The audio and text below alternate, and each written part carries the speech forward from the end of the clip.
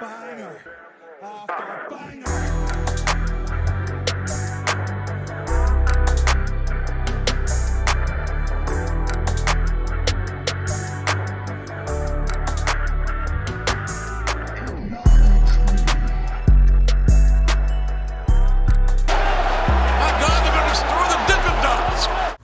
What's going on, guys? It's your boy Big Hero Chris back at you with another one. If you're new to the channel, go ahead and subscribe, leave me a thumbs up, ring the notification bell, hit me up on Twitter, TikTok, community posts. Also, make sure you check your boy out on the True Heel Heats podcast.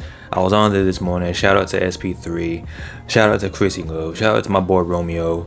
Having me on, man. I had an amazing time talking about AEW.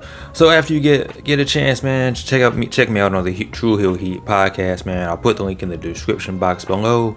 But we are here to talk about AEW Collision, which took place in my home state of North Carolina. It was in Greensboro, which is about a little bit over an hour away from me. I was like, dang, I should have went, man. It looked like an entertaining show. It was an entertaining show. From what I saw on the television, the crowd was lit, man. North Carolina always holds it down when it comes to our wrestling. The show was entertaining. Let's just get into it, man. Let's get into this Collision, man. It started off with absolute Ricky Starks, my favorite wrestler right now. Sassy heel Ricky Starks kicking off the show, man. Tony Schiavone brought him out. And pretty much what Ricky Starks was talking about was what happened last week with him and Ricky the Dragon Steamboat after the match where Ricky Steamboat was the special guest referee. He got a little too involved, man. He got a little ahead of himself. So Ricky Starks had to handle business, man. He took Ricky the Dragon's belt off and beat this man with it. And I'm like, yo, what in the name of Joe Jackson is going on? But Ricky Starks did that. And because he did that, because Ricky the Dragon Steamboat was indeed acting as a AEW official, he was a special guest referee. And because Ricky Starks put his hand on him, there was consequences for his actions. So what AEW did was they suspended him for 30 days from wrestling. So Ricky Starks had the solution to this because it's absolute Ricky Starks. Because Collision is his show, he said he went out and got his manager's license.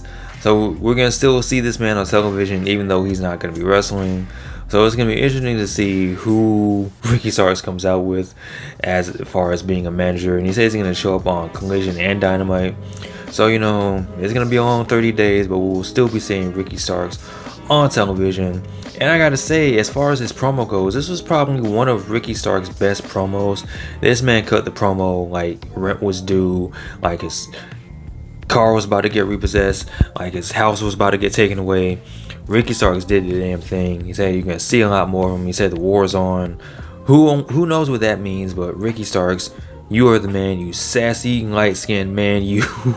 Good job, Ricky Starks. So after this, we had a match between the Acclaimed and the Iron Savages.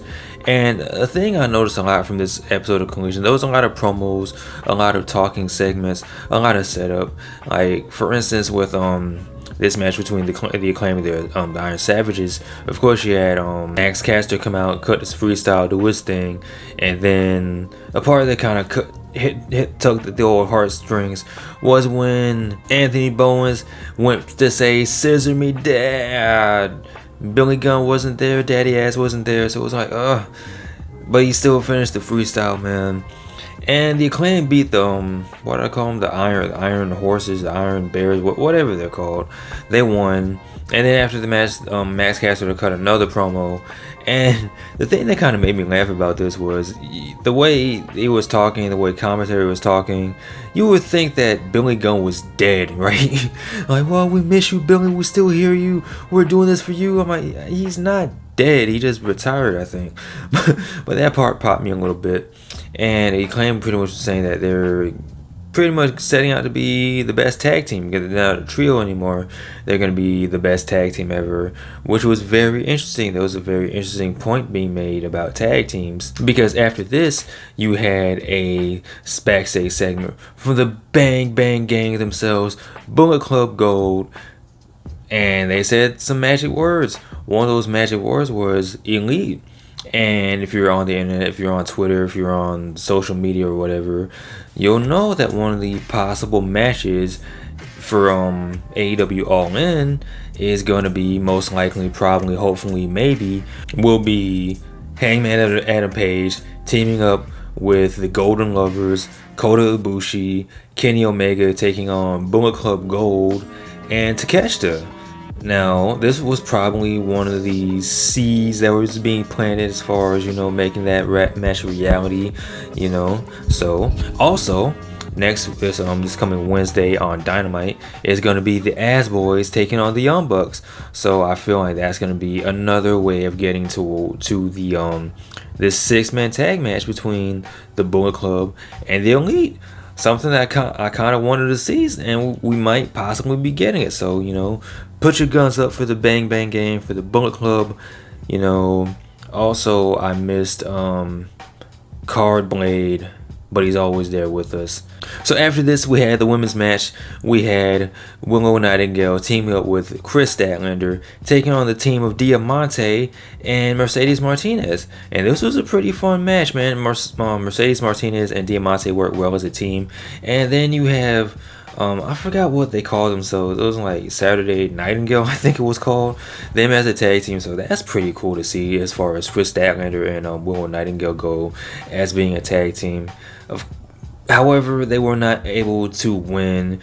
Diamante and Mercedes Martinez won due to shenanigans. They did the old Uso spot where I believe Mercedes rolled up Willow and Diamante used their feet as leverage to keep the Mercedes in the roll-up position, to get the pin over my sweet Willow Nightingale. But that was a pretty cool spot to see, the old Uso spot. I miss the Usos. Hopefully soon we'll see Jey Uso, aka Joshua Fatu, in AEW, but that's another story for another day. Diamante and Mercedes Martinez win, and Mercedes Martinez was motioning like this. She was doing the championship motion belt symbol. So maybe we might see Mercedes taking on Chris Statlander either All In or maybe All Out, because that's the thing as well. We had Toni Storm backstage, and the character work Toni Storm is doing is pretty funny. It's like she's doing a throwback to a Marilyn Monroe old 1950s actress type and she's kind of losing her mind.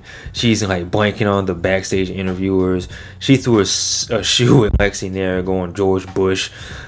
But it's funny because, ever since Toni Storm lost the AEW Women's Championship, she's been losing her mind. So this is just pretty much playing into that. And she was talking about the match at All In, the Fatal 4-Way. And she said that because Saraya's in there, because Saraya's going to be involved in this match, shenanigans will not take place. I'm here to tell you, I have a funny feeling that shenanigans will indeed take place in this Fatal 4-Way match. And we also have Britt Baker taking on the Bunny this Wednesday on Dynamite to see who gets the 4th and final spot in the Women's Fatal 4-Way for the AEW Women's Championship. Alright, so now we have the Ring of Honor Television Champion, Samoa Joe, coming out, making his way to the ring, and he beat some guy. I forgot what this man's name was. I apologize, man, in the ring. But apparently his gimmick is he thinks he's 7 feet tall, but he looks like he's my size, he's 5'11" or whatever.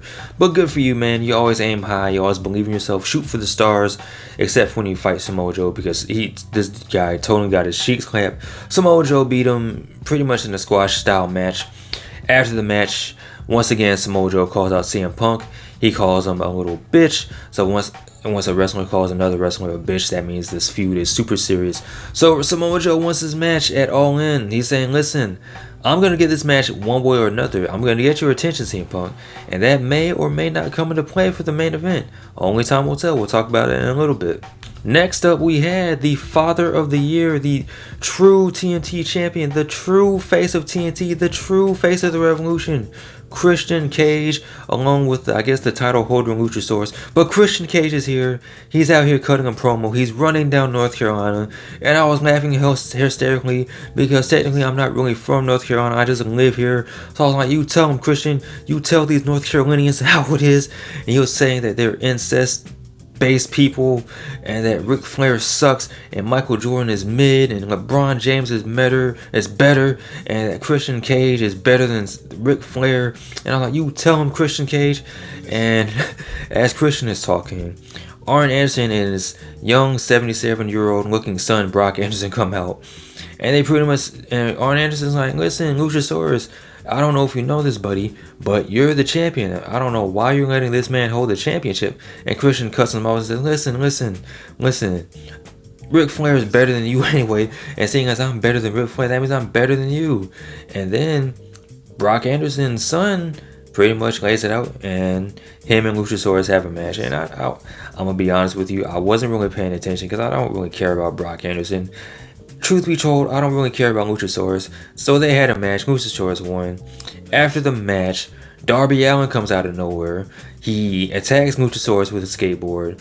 Christian runs away, and Darby Allin issues a challenge for next week. So next week is going to be Darby Allin taking on Christian Cage. So that should be an interesting match. You know, Father of the Year taking on the son of Sting. All around entertaining stuff going on for next week's episode of Collision. Speaking of some entertaining stuff, man, we had Powerhouse Hobbs coming out. And he said, listen, man, I've been feeling lost as of late, man. Ever since I lost the TNT Championship, I've had to go back to the drawing board, go back to the woodwork, go back home and bust out the Book of Hobbs. I have no idea what is in this book. I have no idea how long this book is, but Powerhouse Hobbs believes in the book. He says the Book of Hobbs has led him to the next chapter, and the next chapter is called Redemption. And in order for him to face redemption, to overcome redemption, he has to overcome the Redeemer.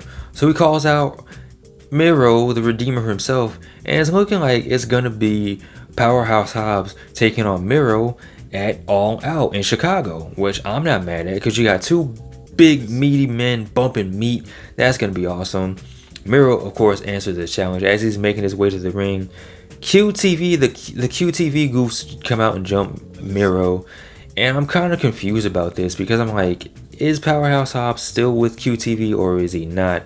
Is he doing his own thing? Is he staying with QT Marshall and these jabronis?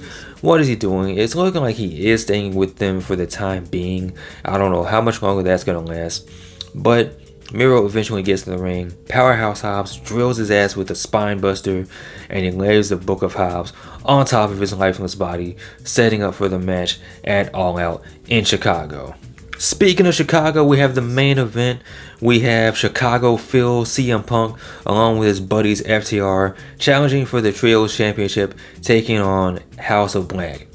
Going into this match, I was a little nervous. I can't lie to you, I was a little nervous. I was thinking, okay, maybe CM FTR might overcome the odds and win, but it was for that Samoa Joe promo. I was like, okay, maybe Samoa Joe comes out and costs him the match. And that's essentially what happens. This match was fun, though. It was a fun trios match. CM Punk and Malachi Black did the crisscross applesauce, staring to each other's eye spot. So that was a pretty cool visual. Brody King is a freaking beast. And the commentary did a good job. Shout out to Jim Ross who joined the guys on commentary. And they did a pretty good job of setting up the fact that Brody King will be the equalizer. Because it's like, once this dude gets in the ring, he's going to clear house. Even Jim Ross put over Brody King as being a possible future AEW champion, which is something I wouldn't mind seeing in the near dear future, you know what I'm saying? But like I said, Samoa Joe came out, choked out CM Punk. House of Black ended up winning. They are still your trios champions. And I'm kind of disappointed by one thing and one thing only. Because the fact that CM Punk kept teasing that he was going to pile drive Julia Hart, and we didn't get not one pile driver to a woman in this match. I'm knocking 2 stars off this match. I'm just playing, but yeah. Overall, entertaining trios match, man. Collision was a fun show, man. I'm really digging Collision. It's just an easy watch when it comes to wrestling. It's entertaining. The wrestling is good. The superstars are being showcased in a phenomenal way, man. Ricky Starks, Jay White, all these guys are being showcased in a great light. It gets the honorary W for me, man. Let me know what you guys think in the comment section below. Did you enjoy Collision? What was your favorite match? What was your least favorite match? Are you excited for Dynamite next week? Are you excited for All In? Do you feel like Kenny Omega should be doing something else? Do you feel like the trios match, the possible trios match is cool? Let me know in the comment section below. Of course, as always, like, comment, and subscribe. You guys take care of these. I'm out. Peace.